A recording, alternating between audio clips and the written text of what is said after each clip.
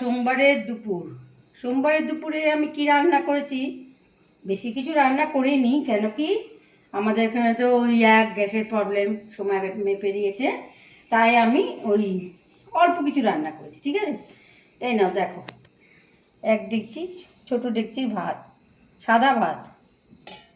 এরপর আছে ওই কালকে ডাল বেশি ছিল, রয়েছে, ওইটা আমি কি করব, তো ভাবলাম শুকনো করি, ডালটাকে শুকনো করে সর্ষের তেল কাঁচা লঙ্কা দিয়ে আমার খেতে খুব ভালো লাগে। এটা শুকনো করে রাখলাম, এটা খাবো। তারপরে করেছি মুচমুচে পোস্তর বড়া। ও দাম বেশি হোক পোস্ত, কিন্তু আমার খুব ভালো লাগে, একদিন খাবোই এই করে, সেই জন্য পোস্তর বড়া করলাম। দেখো কেমন হয়েছে পোস্তর বড়াটা, ঠিক করতে পারলাম কি না।